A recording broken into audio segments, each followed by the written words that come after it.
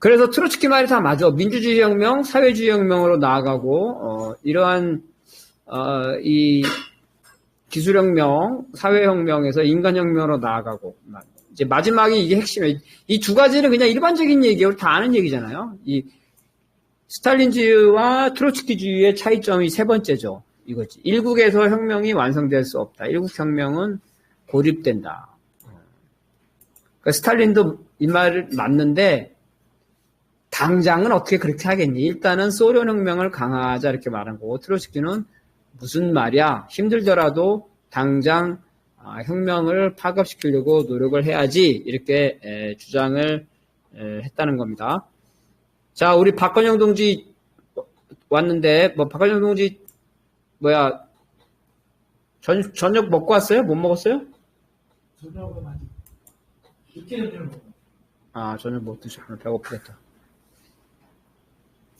자, 요거 한번 우리 박건영 동지 읽어봅시다. 이거 읽었지, 잠깐. 이거. 트로츠키는 세계혁명이 승리하지 못하면 소련은 변질과 부패를 극복할 수 없으며 사회주의 경제도 제국주의 압력에 의해 붕괴할 것이라고 전망했다. 그 결과 소련에서 자본주의가 부활될 수 있다. 트로츠키는 소련의 고립을 극복하기 위해 유럽혁명을 추동해야 하고 필요하면 전쟁도 불사해야 한다고 주장하면서 일국 사회들을 위해 국제 평화를 추구하는 외교 정책을 비판했다. 트로츠키는 세계혁명의 추동이라는 좌경 노선에 기울어져 지앤노비예프와 함께 중국 공산당이 국민당에서 탈당해야 한다고 주장했다. 중국 공산당은 좌경화돼 1927년 4월 국토합작에서 이탈해 도시 공기 노선에 따라 상해에서 공기를 일으켰으나 국민당의 좌파까지 나서 강경 진압에 나섰다. 네. 그래서 소련 혁명이 외국에 파급되지 못하면 결국은 소련이 무너지고 자본주의. 이거 트로츠키 말대로 그대로 됐죠. 그죠? 그래서 혁명이 고립되면 안 된다. 이 말이 맞아요. 맞는데 아까 말한 것처럼 그러면 일단은 소련을 강화시키고 나서 혁명을 연속할 거냐 아니면 소련 강화를 시키는데 시간을 소비하지 말고 바로 유럽의 혁명으로 나갈 것이냐. 이거를 또 혁명 기지론이라고 그래요. 혁명 기지론. 이거 북에서도 쓰는 말이고 혁명 기지론. 혁명 기지론은 사회주의 국가를 그죠? 사회주의 국가를 세계 혁명의 기지다. 기지로 사용한다. 여기도 아무 문제가 없어. 아무 문제가 없어. 여기서 또 어떤 문제가 되냐면은 유관이 되는 거야. 1. 그러니까 이 기지를 근거로 바로 어때? 국제혁명에 세계혁명에 나가야 된다. 세계혁명에 나가야 한다. 이런 입장이 있는 거고 두 번째 입장은 진지가 아직 튼튼하지 않으니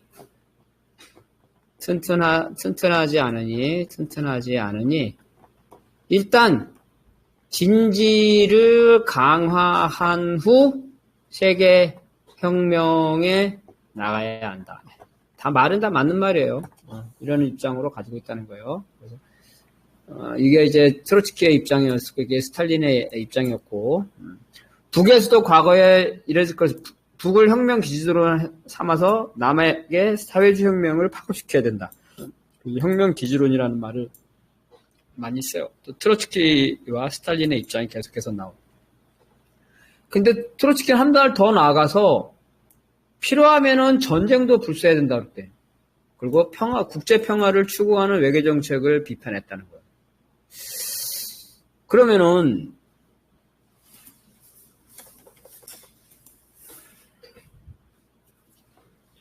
다른 나라로 혁명을 파급시키는 방법.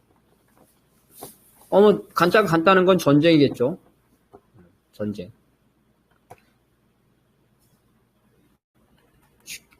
소련이 서유럽을 침공해서 사회주의 국가를 건설하는 거예요. 두 번째. 전쟁이 아니라 소련이 서유럽의 사회주의 역량을 강화시킨다. 이거예요. 직접 초대하는 게 아니라.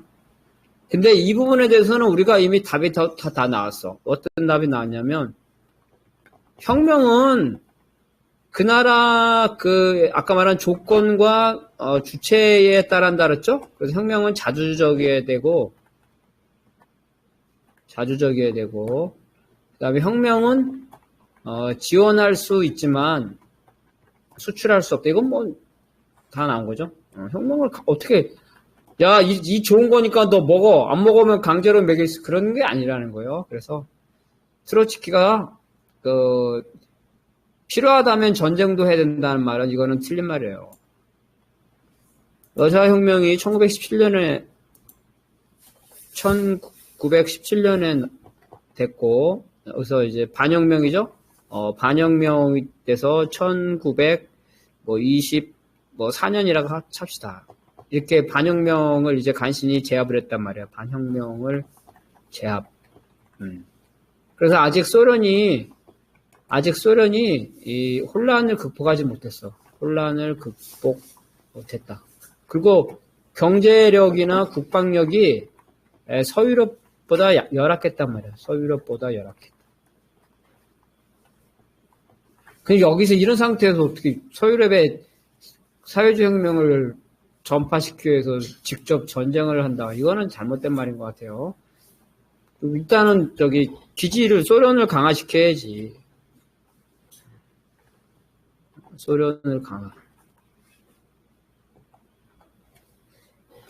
소련을 강화시킨다. 이게 혁명 기지를 강화시킨다는 거예요.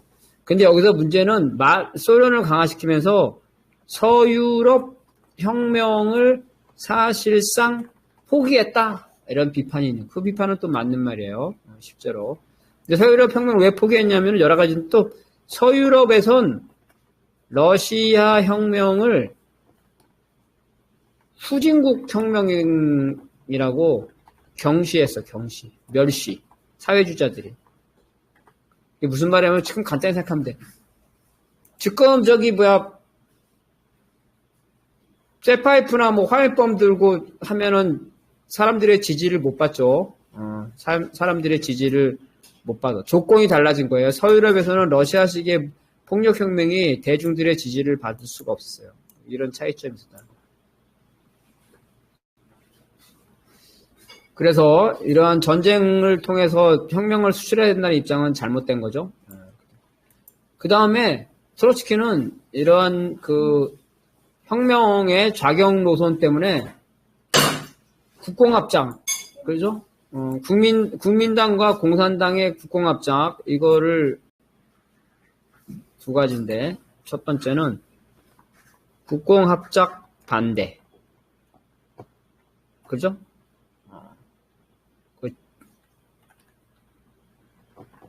반일 통일전선 반대죠? 반일 통일전선 반대. 이렇게 된다. 두 번째는 노동자혁명 원칙 고수. 무슨 말이냐면은 중국은 농민이 대다수고 노동자가 소수란 말이에요. 그런데 사회주의 혁명의 원칙에 따라서 노동자가 소수더라도 노동자는 어디에 많아요? 도시에 많죠? 도시혁명. 이 원칙을 계속해서 강조했단 말이에요. 그래서 그 원칙에 따라서 소련 공산당이 중국 공산당을 지도했는데 그래서 국공합작에서 떨어져 나가고 노동자혁명, 도시혁명을 강조하면서 가장 대표적인 도시에 있는 상해에서 혁명을 일으켜요. 여러 번 일으키는데 전부 다 혁명이 실패하고 엄청난 학살이 당합니다. 학살. 그래서 이러한 노선, 이걸 자경 노선인데 자경 노선이 붕괴됩니다. 그래서 이제 모택동이죠. 중국 공산당이 이 소련의 지도를 비판이죠. 비판한다. 맞는 점은 받아들이고 틀린 건 안 받아들이는 거죠. 비판하면서 수정해. 어떻게 수정하냐면 중국식으로. 중국식 혁명을 하겠다. 중국식 혁명 뭐냐? 농민이 많다. 농민을 주로 하겠다. 그 다음에 농민은 농촌이 많다. 그래서 농촌혁명을 하겠다. 그래서 어떻게? 농민이 주도가 돼서 노동자와, 그죠? 연대하는 농혁명을 한다. 두 번째는, 농민이 많은 농촌에서 먼저 혁명을 한 후, 그죠? 도시를 포위하고 진격해서, 그죠? 도시의 혁명을 파급한다. 이게 이제 모택동 노선이 성공했죠? 그래서 모택동 노선이 성공했어요. 그래서 이러한 트로츠키 노선이 중국에서 실패했다는 거예요. 자, 그래서 이 노선의 싸움이 있었고, 우리 오진희 동지 이거 읽을 수 있어요? 예. 예, 한번 읽어봐 주세요.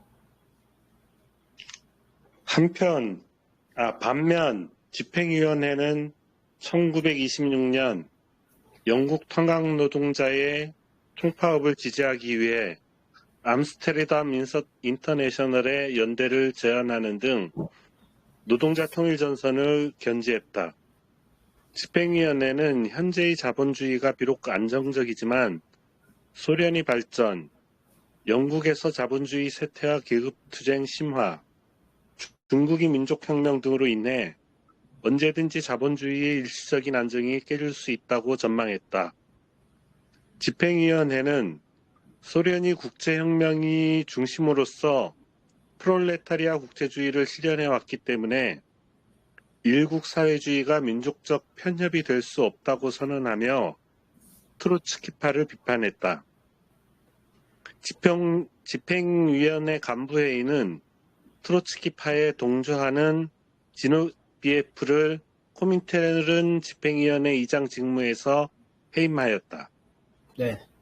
그래서 이런 트로츠키에 대해서 집행위원회, 스탈린 혹은 레닌과 스탈린하고 입장이 틀린 부분도 있지만 같은 부분도 있어요. 같은 부분은 통일전선. 그죠? 통일전선은 제일 중요한 거는 서구에서, 그죠? 서유럽의 통일전선은 사안에 따라 삼인주의죠? 삼인주의와 연대한다. 그죠? 대표적인 게 반파쇼죠? 반파쇼 통일전선, 인민전선이라 했죠? 인민전선. 또 하나의 통일전선은 뭐 있냐면 식민지에서 아까 말한 노동자하고 농민, 노농동맹이라 하죠? 이거 두 가지가 있었단 말이에요. 이거 입장은 레닌하고 스탈린하고 같아요. 그래서 첫 번째는 영국에서 삼인주의 내지 중앙파 인터내셔널이죠. 연대, 노동자 통일전선, 서유럽에서는 삼인주의자들하고 연대하는 거예요. 그 다음에 두 번째는 아직은 소련이 확립되지 못했기 때문에 소련을 강화시켜서 이후에 서유럽에서 혁명적 역량이 강화되면 그때 가서 이 소련을 국제혁명의 중심으로 해야 된다. 그래서 일국 사회주의가 민족적 편협이 될 수 없다. 그래서 트로츠키파를 비판했다는 거 뭐냐면 자강론. 아직은 때가 아니니, 아직은 서유럽에 강제적으로 혁명을 파급시킬 때가 아니니 일단 소련을 먼저 강화시키자. 이런 자강론이 스탈린이 승리했다는 거예요. 그래서 트로츠키파를 다 축출해냈다. 이런 얘기입니다. 그 다음에 우리가 이게 7차 대회니까 오늘 취소 대회까지 다 끝내야 되니까 자, 그 6차 대회를 보겠어요. 자, 이거 한계남 동지가 봅시다. 1928년 10월 17일 6차 대회가 열렸으며 자본주의 제국주의 국가들의 군비 경쟁에 대해 논의했다. 제국주의 국가들은 1922년 해군 전력을 감축하는 워싱턴 조약과 1928년 전쟁을 분쟁 해결 수단으로 삼지 않겠다는 구전조약을 맺었으나 결국 2차 대전에서 충돌했다. 자본주의는 오늘날 모든 전쟁의 원인이다. 제1차 세계대전 당시 자본주의 국가들은 경제 전체를 전쟁 수행에 종속시키고 노동자, 농민, 식민지, 인민들의 희생을 강요하는 국가자본주의 정책을 유지했다. 세계혁명은 독일과 같은 선진국에서 프롤레타리아 혁명으로 성장해가는 중진국으로 부르주아 민주주의 혁명, 식민지 민족해방 전쟁으로 분류된다. 선진국의 노동계급은 자신의 혁명을 시도하면서 식민지의 민족해방과 소련과 같은 프롤레타리아 독재 국가를 지원해야 한다. 여기 내용이 많이 들어갔네요. 일단은 우리가 1928년이니까 1차 대전이 끝났죠? 1차 대전. 레닌의 제국주의론이죠? 그 제국주의 쟁탈전.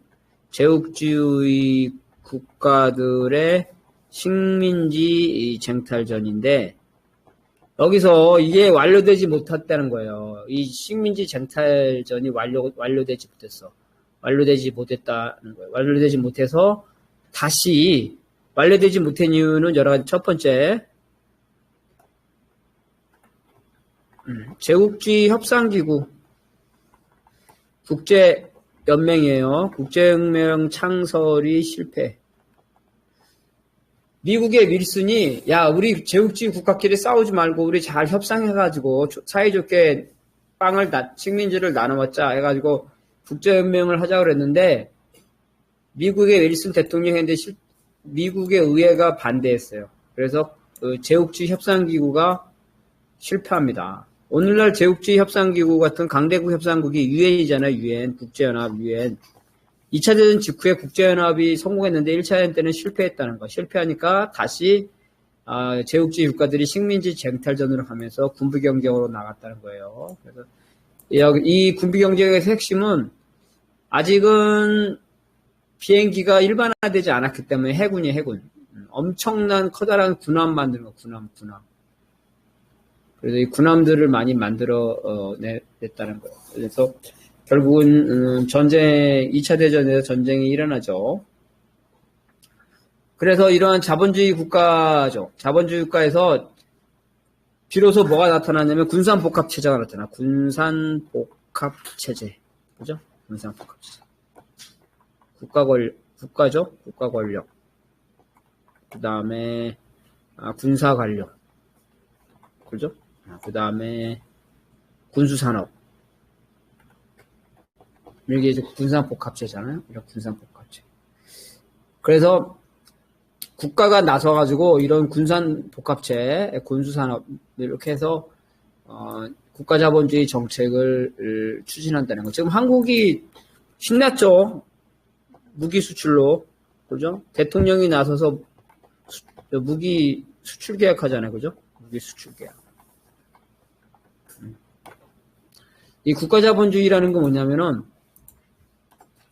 국가가 자본가, 기업가죠? 기업가처럼 경제에 개입해서,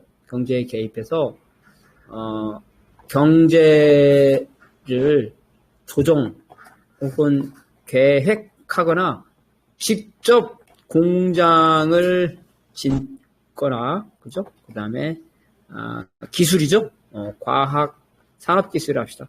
산업기술을 발전시키는 것. 그죠? 이런 게 이제, 개발독재, 박정희, 전두환, 이런 것들을 이제, 국가자본주의라는 방식으로 해요.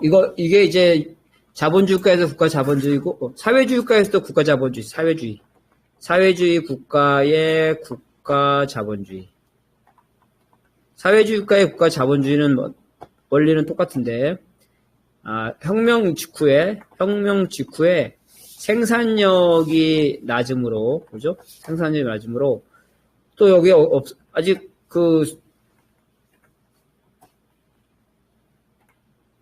러시아, 중국에서는 그 당시에 자본가도 없죠. 그 당시 자본가도 없으므로 국가가 자본가처럼 국가가 자본가처럼 경제에 개입하는 거예요. 경제에 개입해서 국영기업, 그죠? 국영기업을 운영해서 경제 주체로 나서는 거예요. 그 다음에 계획경제를 하는 거고, 계획경제를 하는 거고. 그래서 국가자본주의는 자본주의 국가에서 나타나고, 자본주의 국가에서는 주로 개발 독재로 나타나죠. 그 다음에 사회주의 국가에서 국가자본주의는 나타나요. 국가자본주의, 사회주의 국가에서는 사회주의 경제건설이에요. 그래서 이 대표적인 이 국가자본주의에서는 신경제정책, 이런 거죠. 신경제정책, 이런 것들이 국가자본주의예요. 그래서 1차 대전이 끝나고 나서 국가들이 다 나서가지고 군수산업을 발전시켰다는 거예요. 그래서 그 당시에 세계 혁명을 딱 보게 되면은 첫 번째 가장 높은 수준에서 경제가 제일 발전된 데는 선진국에서는 노동자 혁명이죠. 그리고 중진국에서는 아직 이 노동자가 아직 그 전면화되지 못한 거예요. 중진국이라면 봉건 잔재, 그죠? 봉건 잔재가 남아있는 나라, 아직 자본주의가 전면화되지 못한 나라, 부르주아 민주주의 혁명, 식민지에서는 민족해방전쟁, 이렇게 세 가지로 나눴다는 거예요. 그러면서 이제 코민테른이 자기 하고 싶은 말을 하죠. 소련을 방어해야 된다는 거죠. 그래서 노동계급이 세 개의 노동계급이 소련에서의 프롤레타리아, 선진국의 서유럽의 노동계급, 그 다음에 식민지의 노동계급, 이것들이 다 같이 하는데 협력을 해야 되는데 선진국의 노동계급이나 식민지의 노동계급이나 중요한 거는 소련이 사회주의 혁명의 기지이기 때문에 소련의 사회주의 혁명을 수호해야 되고 소련의 노동계급과 연대해야 된다. 소련을 지원해야 된다. 소련을 지원해야 된다는 문제, 소련을 지원, 그죠? 이게 어려운 문제죠. 소련을 지원하니까 어때? 서유럽에서는 어때? 쟤네들은 소련의 앞잡이다. 이렇게 돼서 공격을 받아요. 그죠? 이런 어려운 점이 있었죠. 우리 한국에서도 보겠죠. 지금은 어떤지 모르겠지만 과거에는 어때요? 우리 남에서 어떤 사람이 있었냐면 북이죠. 북을 정통으로 생각하는 사람이 있어요. 정통. 그죠? 남에서 북을 정통으로 생각하는 사람. 그래서 이 사람들은 북을 지원은 옹호해야 된다고 생각하는 사람. 그 사람들의 철학이죠. 자기 철학, 정치 철학. 근데 그게 공표됐을 때는 어때? 뭐라 그랬지? 종북, 그죠? 이렇게 비판을 받잖아요. 그죠? 낙인이 찍혀. 선거에서 다 낙선하죠. 이런 어려운 점. 서유럽도 똑같은 일을 일어난다는 거예요. 그래서 바로 코민테른이 너무 친소적인, 그죠? 너무 친소적인 행보를 하면서 그 결과 서유럽의 공산주의자들이 소련의 앞잡이라는 이런 비판을 받으면서 어려워졌다는 거예요.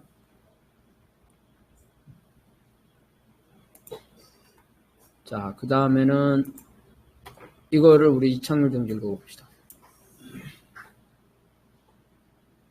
대회는 제국주의 계급 투쟁의 격파, 내란의 두려움을 아주 지대로 나타나 결국 의례주의가 파산했다고 진단했다. 파시즘은 불안정한 자본주의 관계, 다수의 계급 탈락 분자, 도시의 소부르주아와 지식인의 등록, 농촌 소부르주아의 불만, 노동자 투쟁의 격하게 직면한 부르주아 제국주의의 반동적 연쇄다. 파시즘은 대중의 불만을 이용해 유구 파시스트 무장 세력을 육성하며 정당들에 침투하여 직계 조직을 설치하고 선동가가 대중을 선동하여 백색 테러를 유발하고 제국주의적 대외 정책을 비난했다. 파시즘은 처음에는 반자본주의적 태도를 취하지만 국가 권력을 장악하며 대자본의 테러 국제를 노골화합니다. 1920년대 후반이죠, 지금. 27년, 28년, 29년. 파시즘이 대두하는 거예요.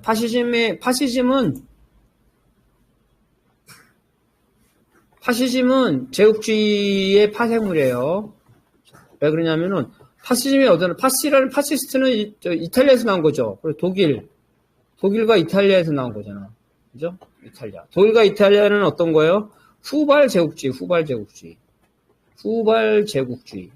그죠? 제국주의 경쟁에서 밀린 나라예요. 그죠? 그러니까 열받았겠죠? 민족주의가 되게 높겠죠? 민족주의. 우리 우수한 독일 민족이 1차 대전에서 져서 국가 배상금을 줘야돼서 독일 민족이 저 땅으로 떨어졌다. 그죠? 그래서 히틀러가 독일 민족 게르만의 부흥을 주장하죠. 이탈리아는 이 무솔리니죠. 이탈리아는 오랫동안 로마 카톨릭, 그죠? 로마 카톨릭 때문에 어떤 문제가 있었냐면은 통일이 안 돼서 통일이. 왜냐면 이탈리아는 이건 교황이 이탈리아를 다스리는 곳이야. 이탈리아는 가만 놔둬. 그러니까 교황이 힘이 없어서 이탈리아가 엄청나게 쪼개졌는데 교황의 권위 때문에 주변에서 이탈리아를 침략하지를 못했어요. 이탈리아에서 분열이 돼가 여러 공국들이 되게 많았어. 그러다가 뒤늦게 통일이 되면서 무솔리니가 나타나면서 우리 이탈리아가 어떤 나라야? 옛날에 로마 제국을 건설한 나라 아니야? 그래서 독일에서는 게르만, 이탈리아에서는 로마 제국 이런 애들이죠. 이런 애들이 되면서 바로 제국주의에서 밀린 후발 제국주의자의 민족주의적인 경향이 나타난 거. 그래서 파시즘은 제국주의의 파생물이라는 거예요. 그래서 제국주의를 보는 거예요. 자, 제국주의 파생물, 그다음에 계급투쟁, 그죠? 계급투쟁, 그다음에 내란, 그죠? 이탈리아 특히 이렇게 과도지배는 이제 독재자를 무솔리니나 히틀러를 말하는 거죠. 이러면서 의회주의가 파산하죠. 독일 히틀러가 다른 정당을 다 해산시키고 불법화시키고 자신의 정당만 합법화시키고 무솔리니도 마찬가지로 독재로 되고 그래서 이러한 파시즘은 제국주의 이 경쟁의 파산물이라는 거죠. 탈락분자 히틀러나 무솔리니 같은 애들이죠. 히틀러 탈락분자들이죠. 군대에서 그 하사관이었다가 그죠? 그러다가 이제 성공했다고 그랬죠. 이런 탈락분자들. 그 불만들이 많죠. 독일은 국가가 전쟁 배상금을 줘야 되기 때문에 경제가 파탄 났어요. 경제 파탄. 그래서 민중들의 불만, 엄청나게 이 화난 민중들이 히틀러를 지지한 거예요. 선동을 하는 거죠. 선동.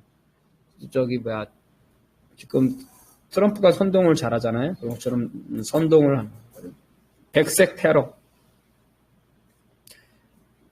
우리가 지금 독일이 이렇게 우리가 힘든 건 뭐냐면 어려울 때 우리 독일 민족이 뭉쳐야 되는데 저 빨갱이 놈들이 맨날 비판만 하고 뭐 하면 반대만 하고 그래서 우리 게르만 민족이 단결이 될 수가 없어. 우리 게르만 민족이 단결하려면 저 빨갱이 놈들을 다 없애야 돼. 이런 식으로 이제 백색 테러를 하게 된다는 겁니다. 그런 식으로 해서 유럽에 이제 쉽게 말하면 못난이들이죠. 못난이 제국주의자들이죠. 그러니까 이류 제국주의 국가에서 이러한 파시즘이 발생을 했다는 겁니다. 자, 요거는 또 박근영 동지를 봅시다. 1918년 핀란드 노동자혁명, 1918년 일본 쌀폭동, 1918년 오스트리아와 독일혁명, 1919년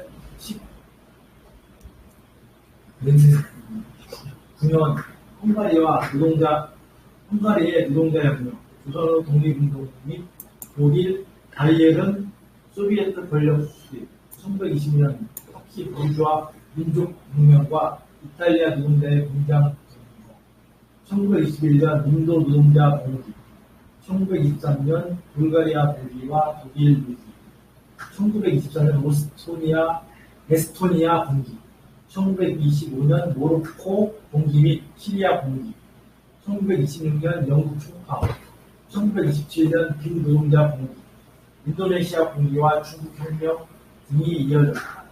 식민지 노동계급은 공산당의 지도 아래 독자 조직을 건설하여 제국주의 세력에 대한 공격에 집중해야 한다.